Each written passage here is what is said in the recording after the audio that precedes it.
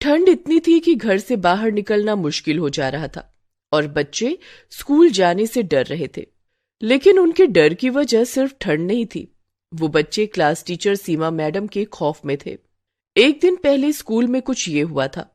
सभी ने होमवर्क किया कि नहीं? हाँ मैडम, किया है। ठीक है, मैं एक एक करके चेक करूंगी और गलती होने पर मैं सजा दूंगी। ये सीमा मैडम की दूसरी क्लास थी। सीमा मैडम ने एक दिन पहले ही स्कूल में नया नया ज्वाइन किया था। सभी बच्चों ने सोचा था कि सीमा मैडम बाकी टीचरों की तरह अच्छी ही होगी। लेकिन सीमा मैडम ने जब होमवर्क चेक करना शुरू किया तब सभी को उनकी असलियत के बारे में पता चला। राजू, मोती, चुटकी और मीना, तुम लोगों को सजा मिलेगी। लेकिन क्यों मैडम? क्योंकि होमवर्क में गलती है। तुम चारों यहाँ लाइन लगाकर खड़े हो जाओ। चारों लाइन में खड़े हो गए। उन्होंने सोचा कि सीमा मैडम ज्यादा से ज्यादा मुर्गा बनाएंगी या तो 2 थप्पड़ मारेंगी।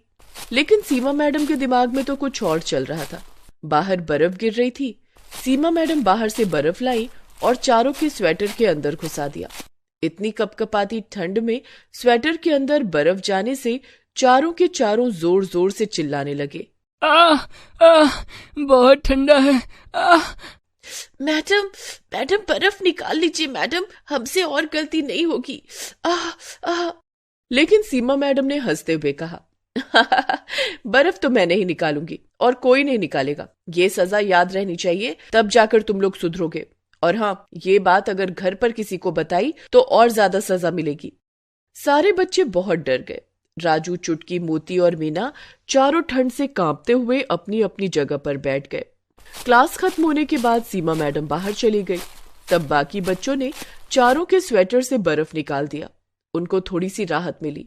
लेकिन तभी सीमा मैडम वापस आ गई। किसने निकाला बर्फ? किसने किया? किसी ने उत्तर नहीं दिया।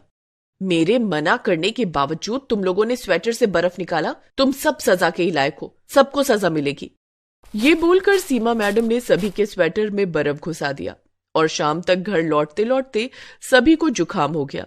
राजू की माँ सुनीता कहने लगी, क्या हो गया बेटा? सुबह तक तो तू ठीक था, अचानक से जुकाम कैसे हो गया तुझे? राजू सब कुछ सच सच बताने जा ही रहा था, लेकिन तभी उसे सीमा मैडम की बात याद आ गई। और हाँ, ये बात अगर घर पर किसी को बताई तो और ज्यादा सजा मिलेगी। ये सोचकर राजू डर गया और उसने अपनी माँ से कहा, माँ, वो बाहर बहुत ठंड है ना, ऊपर से बर्फबारी भी हो रही है, इसीलिए ठंड लग गई है। मैं कल स्कूल नहीं जाऊंगा। नहीं जाएगा? लेकिन क्यों बेटा? थोड़ा सा जुकाम ही तो है। नहीं माँ, जुकाम ठीक होने के बाद ही स्कूल जाऊंगा।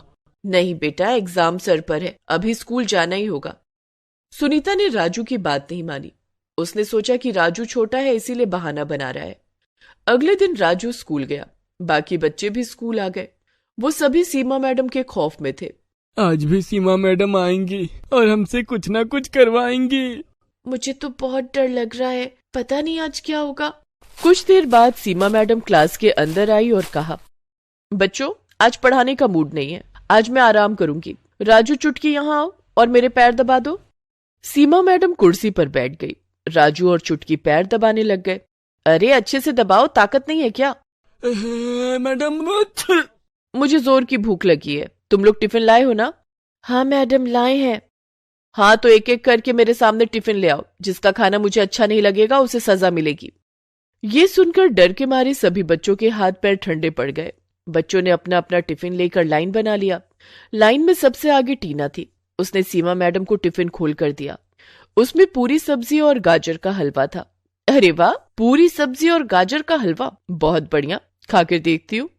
सीमा मैडम ने पूरी सब्जी और गाजर का हलवा खाया और फिर उंगलियां चाटने लग गई। बहुत स्वादिष्ट था खाना। टीना, तुम बैठ सकती हो। उफ, आज तो बाल बाल बच गई। उसके बाद मीना टिफिन लेकर आई। उसकी माँ ने पोहा बनाकर दिया था। टिफिन खोलते ही सीमा मैडम ने मुंह बना लिया।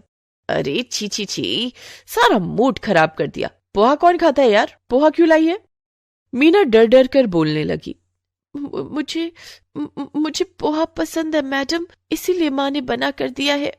पोहा कितना सूखा होता है, पोहा नदी में फेंक दो तो नदी का पानी ही सूख जाएगा। मीना मन ही मन सोचने लगी, हाय आज तो मर गई, मैडम को पोहा पसंद नहीं है। मीना, तूने मेरा मूड खराब किया है, मैं तुझे सजा दूंगी। मीना ने तुरंत रोते हुए सीमा मैडम के पैर पकड़ लिए। मुझे माफ कर दीजिए मैडम, मुझसे गलती हो गई, कल से मैं पूरी हलवा हिलाऊंगी। लेकिन सीमा मैडम को तो सजा देकर मजा आता था। उन्होंने मीना को बाहर भेजा और बाहर से एक बर्फ का बड़ा सा टुकड़ा लाने के लिए कहा। मीना ने वही किया। वो अपने हाथों से एक बड़ा सा बर्फ का टुकड़ा उठाकर अंदर ले आई। उसने सोचा यही उसकी पनिशमेंट थी, लेकिन सीमा मैडम इतनी आसानी से छोड़ने वाली थोड़ी थी। उन्होंने कहा, मीना अब अपना जूता उतार और उस बर्फ के टुकड़े पर खड़ी हो जा। क्या? मैडम प्लीज माफ कर दीजिए ना मुझसे गलती हो गई, प्लीज मैडम। लेकिन सीमा मैडम पर रोने धोने का असर नहीं होता था।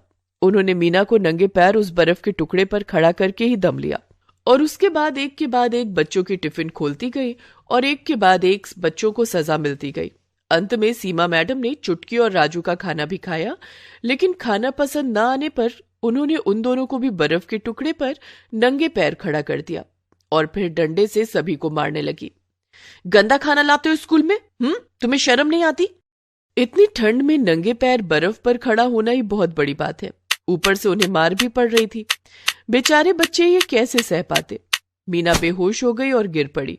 उसे घर भेज दिया गया। उसके माता पिता ने भी सोचा कि ज्यादा ठंड की वजह से हुआ ऐसा, लेकिन मीना भी अपनी माता पिता से सच कहने में डर रही थी। वो भी सच नहीं बोल पाई। इसीलिए सीमा मैडम को और ज्यादा छूट मिल गई। वो हर रोज बच्चों पर अत्याचार करने लगी। कभी वो बच्चों पर ठंडा पानी छिड़कने लगी तो कभी ठंड में क्लास का पंखा चलाने लगी। इससे सभी बच्चे परेशान हो गए। 1 महीना ऐसे ही बीत गया। स्कूल प्रिंसिपल को कुछ भी पता नहीं चला और 1 महीने से ये सब सहते सहते बच्चे परेशान हो गए। हमें कुछ करना होगा, ये सब कब तक चलता रहेगा?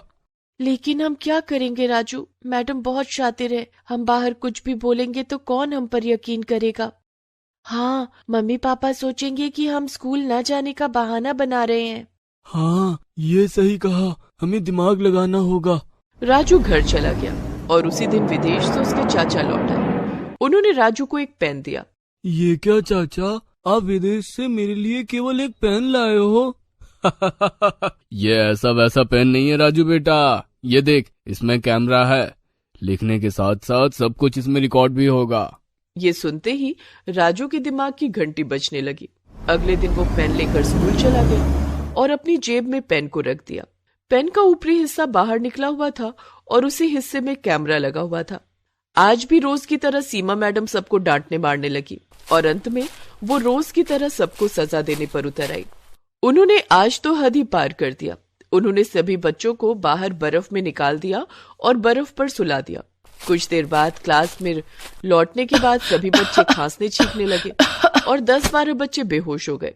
प्रिंसिपल दौड़कर आए और उन्हें अस्पताल में भर्ती किया गया। सभी बच्चों के पेरेंट्स अस्पताल चले आए।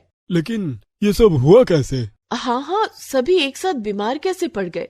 सीमा मैडम पास ही में खड़े होकर हंस रही थी। तभी राजू ने कहा, ये सब सीमा मैडम की वजह से हुआ है। क्या? मेरी वजह से? क्या बोल रहे हो तुम राजू? मैं तुम लोगों से कितना प्यार करती हूँ। झूठ, सब कुछ झूठ। ये देखिए। राजू ने पेन निकाला और उसे फोन से कनेक्ट करके सभी को सब कुछ दिखाया। सीमा मैडम की हालत खराब हो गई। इतनी ठंड में भी वो पसीने पसीने होने लगी और पेरेंट्स सीमा मैडम पर बहुत गुस्सा हो गए। उन्हें उल्टा सीधा कहने के बाद पुलिस को बुलाया गया और उन्हें जेल में भेज दिया गया। डॉक्टर ने सीमा का चेकअप करने के बाद कहा कि उन्हें एक मेंटल डिसऑर्डर है। बच्चों पर टॉर्चर करके उन्हें सुकून मिलता है।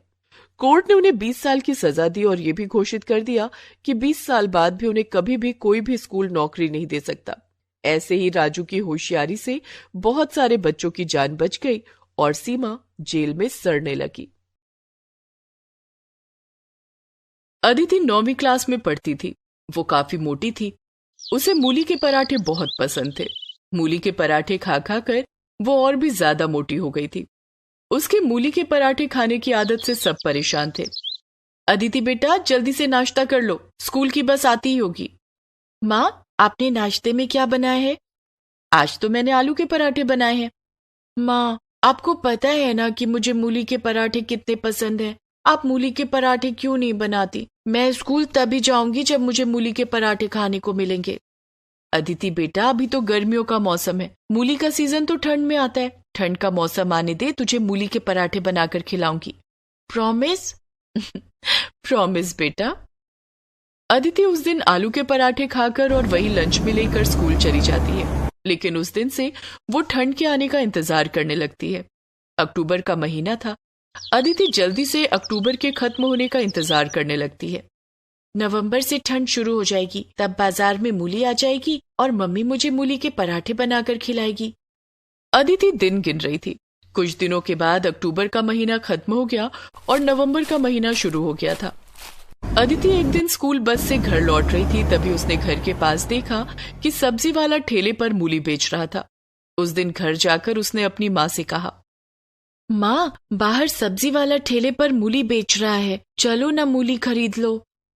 प्रीति बाहर जाकर देखती है तो सब्जी वाला मूली बेच रहा था। सब्जी वाले भैया, मूली कैसे दिए? 60 रुपए किलो मैडम। इतना महंगा? बहन जी, सीजन का नया मूली है, अभी अभी बाजार में आया है, महंगा तो होगा ही। भैया 50 रुपए किलो लगा दो। नहीं हो पाएगा बहन जी, इतनी तो हमारी खरीद भी नहीं है। सब्जी वाला जाने लगता है। अदिति जिद करने लगती है, माँ, आपने कहा था कि ठंड के मौसम में आप मूली के पराठे बना कर दोगी, आपने मूली क्यों नहीं खरीदी? प्रीति को मूली खरीदनी पड़ती है। वो सब्जी वाले को रोकती है, भैया जरा रुको, 1 किलो मूली देते जाओ। ये लो बहन जी। सब्जी वाला 1 किलो मूली प्रीति को देता है। ये लो आपके 60 रुपए। मूली देखकर अदिति बहुत खुश हो जाती है। उस रात डिनर में प्रीति मूली के पराठे बनाती है। अदिति ने 4 मूली के पराठे खा लिए। माँ, मुझे एक और पराठा चाहिए। अदिति बेटा, तूने 4 पराठे पहले ही खा लिए, जरा अपने वजन की ओर भी देख, कितना ज्यादा है। इतने पराठे खाएगी तो और मोटी हो जाएगी। ठीक है माँ, अभी मत दो, लेकिन कल सुबह नाश्ते में मुझे मूली के पराठे ही चाहिए, मैं तभी स्कूल जाऊंगी। ठीक है अदिति, कल सुबह तुझे मूली के पराठे ही दूंगी। दूसरे दिन भी प्रीति अदिति को नाश्ते में मूली के पराठे बनाकर देती है। अदिति नाश्ते में भी मूली के 4 पराठे खा जाती है। अदिति, तूने रात में भी मूली के 4 पराठे खाए थे और अभी नाश्ते में भी। बेटा, इतना ज्यादा खाएगी तो और मोटी हो जाएगी। माँ, मैं मूली के पराठे देखकर खुद को नहीं रोक सकती। मूली के पराठे खाकर अदिति स्कूल चली जाती है, लेकिन वहां स्कूल में क्लास टीचर उसे ब्लैक बोर्ड के पास बुलाकर कहती है कि वो बच्चों को गणित का सवाल हल करके दिखाए। अदिति ब्लैक बोर्ड पर गणित का सवाल हल कर ही रही थी कि उसने बहुत गंदी गैस छोड़ दी। मूली के पराठे खाने के कारण उसकी गैस से बहुत गंदी बदबू आ रही थी। क्लास के सभी बच्चे अपनी अपनी नाक बंद करके क्लासरूम छोड़कर बाहर आ गए। क्लास में हंगामा बच गया। अदिति, ये सब क्या है? क्या तुम स्कूल आने से पहले फ्रेश नहीं होती? होती हो ना मैडम, वो क्या है कि कल रात मैंने मूली के पराठे खाए थे और आज सुबह भी मूली के पराठे खाए। क्या? कल रात भी और आज सुबह भी? हाँ, मुझे मूली के पराठे बहुत पसंद हैं। लेकिन तुम्हारी पसंद का नुकसान हम सबको भरना पड़ रहा है। लेकिन अदिति को इन सब से कोई फर्क नहीं पड़ा। वो तो अब भी मूली के पराठे खाने पर उतना ही जोर देती। घर आकर उसने अपनी माँ से कहा, माँ, मूली खत्म हो गई क्या? हाँ, खत्म हो गई, सबके पराठे बनवाकर तूने खा लिए। अदिति के पिताजी वहीं सोफे पर बैठे थे और अपने लैपटॉप पर ऑफिस का काम कर रहे थे। उन्होंने अदिति से कहा, क्या बात है अदिति, तुम्हें मूली के पराठे खाने हैं क्या?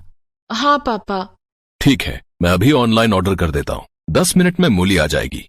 शेखर, इसने कल ही तो मूली के पराठे खाए हैं और आज सुबह नाश्ते में भी मूली खाकर स्कूल गई थी। आप भी ना इसकी हर जिद मान लेते हैं। रोज रोज मूली के पराठे कौन खाता है? खाने दो ना प्रीति, वैसे भी गर्मियों के मौसम में मूली कहाँ मिलती है, सिर्फ ठंड की ही तो बात है। थोड़ी देर में घर की घंटी बजती है और डिलीवरी बॉय मूली देने आता है। अदिति खुशी खुशी मूली रिसीव करती है और किचन में प्रीति को लाकर देती है। माँ, ये लो मूली, आज रात में मूली के पराठे बनाना। प्रीति ने अपने मन में कहा, उफ, ये मूली तो मुसीबत बन गई। प्रीति ने ना चाहते हुए भी डिनर में मूली के पराठे बनाए और अदिति ने जमकर मूली के पराठे खाए। अब तो अदिति रोज रोज प्रीति से मूली के पराठे बनाने के लिए कहती, प्रीति, अदिति के लिए मूली के पराठे रोज बना दिया करो। अदिति को अब रोज मूली के पराठे खाने के लिए मिलते, जिसे खा खा कर वो और ज्यादा मोटी हो गई थी और स्कूल में रोज गंदी गैस छोड़ती थी। स्कूल के बच्चे और टीचर सभी उसकी इस आदत से परेशान हो गए थे। इसी तरह नवंबर का महीना बीत गया और दिसंबर भी आ गया। अब तो ठंड और बढ़ गई थी। ऐसे में अदिति का मूली के पराठे खाना और भी बढ़ गया। प्रीति मूली के पराठे बनाकर और रोज रोज खाकर परेशान हो चुकी थी। एक बार की बात है, अदिति के स्कूल में वार्षिक समारोह होने वाला था। अदिति ने घर आकर शेखर को ये बात बताई। पिताजी, स्कूल में वार्षिक समारोह होने वाला है जिसमें सभी बच्चे भाग लेंगे। मैं भी एक डांस प्रोग्राम में भाग लूंगी। हाँ अदिति बेटा, तुम वार्षिक कार्यक्रम में जरूर भाग लेना। रोज डांस की प्रैक्टिस करोगी तो शायद तुम्हारा मोटापा भी थोड़ा कम हो जाएगा। लेकिन शेखर ने जैसा सोचा था वैसा नहीं हुआ। अदिति ने वार्षिक कार्यक्रम में भाग तो ले लिया, लेकिन डांस की प्रैक्टिस करने के बाद उसे और ज्यादा भूख लग जाती और वो पहले से भी ज्यादा खाना खाने लगी। अब वो पहले से ज्यादा मूली के पराठे खाती। ओहो, मैं तो मूली खरीद खरीद कर थक गई हूँ, कहीं देश में मूली का अकाल ना पड़ जाए। ऐसा बड़बड़ाते हुए प्रीति सब्जी वाले को रोकती है। सब्जी वाले भैया, रुकना जरा। बोलिए बहन जी, क्या दूं? मेथी का साग, बथुआ का साग, ताजे ताजे बैंगन या गाजर? अरे ये सब छोड़ो, मुझे 1 किलो मूली दे दो। रोज रोज मूली के पराठे खाती हो बहन जी? कभी कोई और सब्जी भी खाकर देखो। ठंड का मौसम है, इतनी सारी हरी पत्तेदार सब्जियां हैं, सब अभी खेत से तोड़ कर लाया हूँ। प्रीति ठंडी सांस भरते हुए कहती है, हमारे घर में तो सिर्फ मूली के पराठे ही खाए जाते हैं, आप मुझे मूली ही दे दो। फिर 1 किलो मूली में क्या होगा? आप 2 किलो मूली ले लो, क्योंकि कल मैं सब्जी लेकर नहीं आऊंगा। सब्जी वाला प्रीति को 2 किलो मूली दे देता है। प्रीति मूली के पराठे बनाती है। इधर अदिति का वार्षिक कार्यक्रम नजदीक आ गया था। माँ, कल हमारे स्कूल में वार्षिक कार्यक्रम है, आपको और पापा को स्कूल आना है। ये रहा पास, ठीक 11 बजे आप दोनों स्कूल आ जाना। ठीक है अदिति बेटा, मैं और तेरे पापा स्कूल आ जाएंगे। माँ, कल नाश्ते में मूली के पराठे बना देना और मुझे लंच में भी 4 मूली के पराठे दे देना। ठीक है। दूसरे दिन अदिति नाश्ते में 4 मूली के पराठे खा लेती है और लंच में भी 4 मूली के पराठे लेकर जाती है 11 बजने से पहले। कार्यक्रम खत्म होने में पता नहीं कितना वक्त लग जाएगा, मैं लंच अभी ही कर लेती हूँ। और अदिति ने लंच में मिले मूली के पराठे खा लिए। अदिति को इस बात का अंदाजा नहीं था कि इतना ज्यादा मूली के पराठे खाना उसके लिए कितना मुश्किल हो जाएगा। जब 11 बजे कार्यक्रम शुरू हुआ तब अदिति अपने क्लास के बच्चों के साथ एक डांस परफॉर्म कर रही थी, लेकिन उसी बीच मूली के पराठों ने अपना असर दिखाना शुरू किया और अदिति गैस छोड़ने लगी। गैस की बदबू इतनी गंदी थी कि स्टेज पर नाच रहे दूसरे बच्चे स्टेज छोड़कर भागने लगे। सारे बच्चे स्टेज छोड़कर भाग गए और अदिति अकेली रह गई। इस तरह उसका डांस शो पूरा नहीं हो पाया। कार्यक्रम में मौजूद स्कूल के प्रिंसिपल, टीचर, स्कूली बच्चों के अभिभावक भी गैस की गंदी बदबू से अपनी अपनी कुर्सी छोड़कर भाग गए। सभी एक दूसरे के साथ कानाफूसी कर रहे थे। कार्यक्रम में आए अदिति के माता पिता को काफी शर्मिंदगी महसूस हुई। अदिति रोते हुए उनके पास आई। माँ, देखो ना, सभी लोग कार्यक्रम छोड़कर भाग गए और सब मेरे बारे में पूछ रहे हैं। अदिति बेटा, मैंने तो तुम्हें पहले ही कहा था कि इतना ज्यादा मूली के पराठे खाना ठीक नहीं है। ये सब उसी का नतीजा है। मूली के पराठे खा खाकर तुम और भी मोटी हो गई हो और आज तो जो हुआ तुमने देख ही लिया। सॉरी मम्मी, मैं आज के बाद मूली के पराठे नहीं खाऊंगी। चलो, देर आए लेकिन दुरुस्त आए।